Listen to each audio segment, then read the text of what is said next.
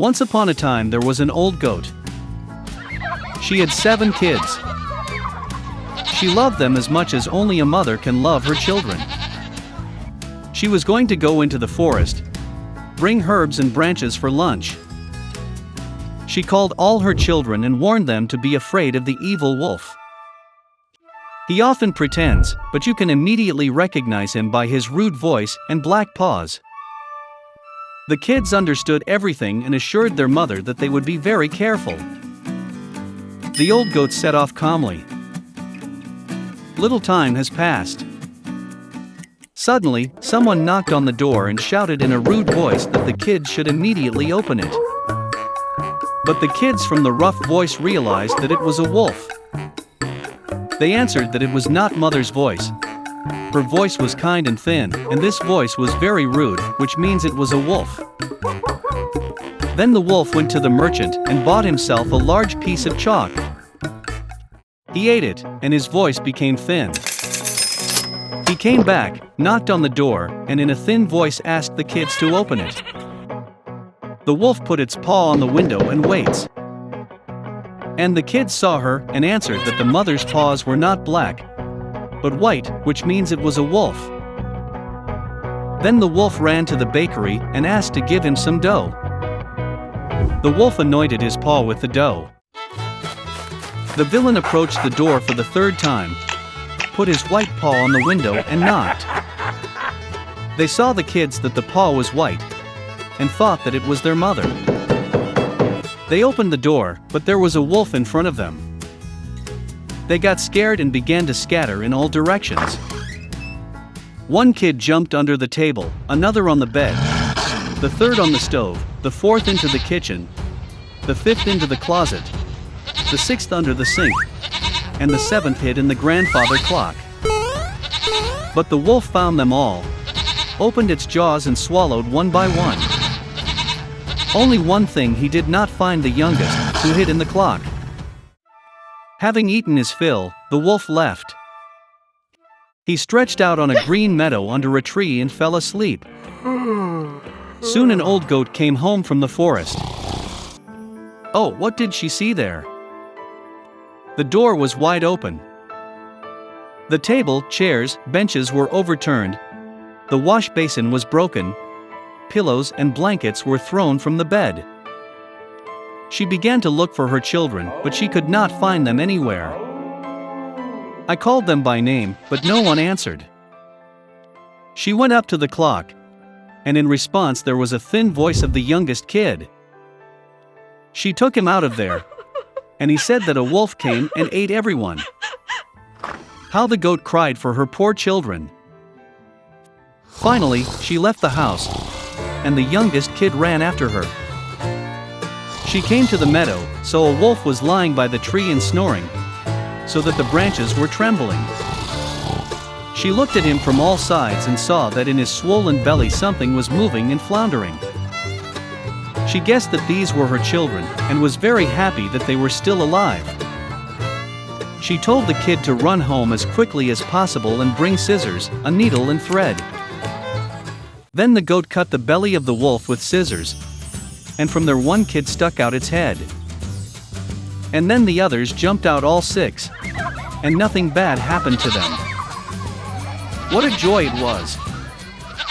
They began to hug their mother, jump and dance. Then the old goat said it would be nice to teach the wolf a lesson while he was still sleeping. They pulled stones and stuffed them into the wolf's belly. An old goat sewed up his belly, but he did not notice anything, never even moved. The wolf slept, got to his feet and felt such a thirst in his belly that he decided to drink water from the well. He barely approached the well, bent down to the water, and heavy stones pulled him to the bottom of the well. 7 kids saw this, and began to dance for joy with their mother. That's how they taught the evil wolf a lesson. A long time ago, a poor girl, Karen, lived with her mother in a distant village. In the summer she had to walk barefoot, and in the winter in rough wooden shoes, which rubbed her feet terribly. And then one day the old lady shoemaker sewed Karen's shoes from scraps of red cloth. She brought the girl a gift exactly on the day Karen's mother went to heaven. And the poor girl had no choice but to put on new shoes for the funeral. Although red shoes were not at all suitable for mourning, Karen had no others. At this time, a large old carriage was passing through the village, and in it was an important lady. She saw the girl, felt sorry for her and decided to take her home. For many years Karen lived with a lady and never took off her favorite red shoes.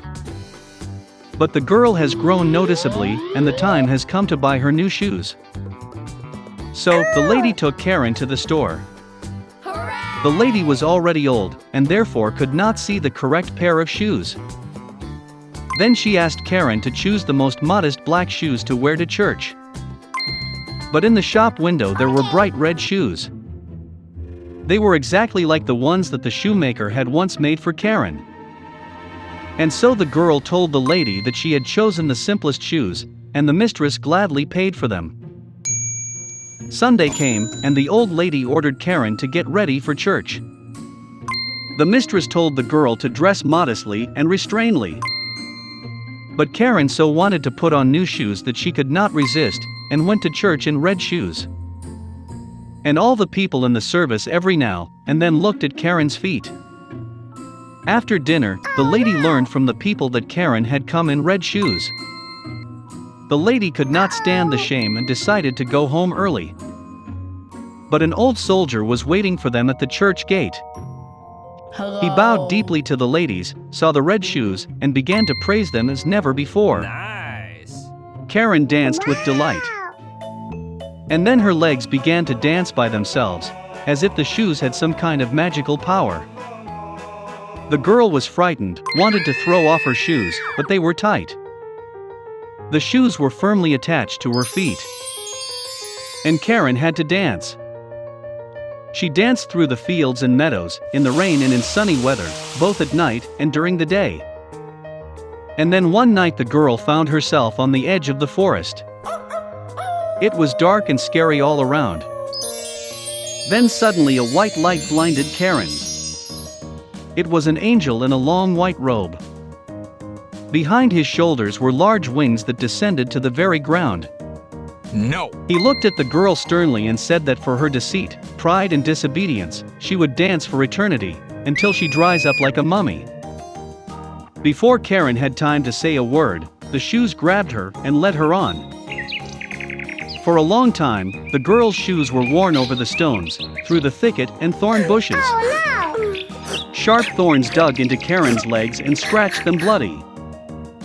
And then she danced to the small secluded house of the forester.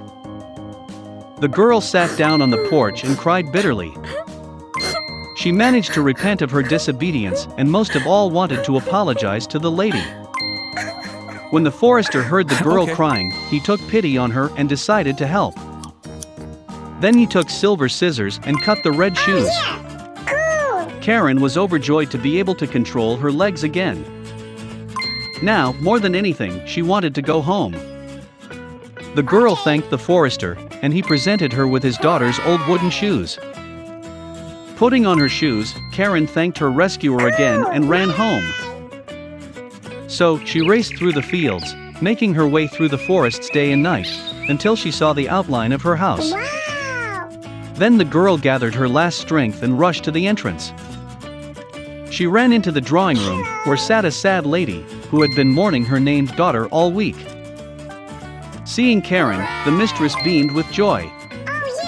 The girl threw herself into the arms of her wet nurse, and began to apologize for her disobedience. Of course, the mistress forgave Karen, and the girl promised never to deceive anyone again.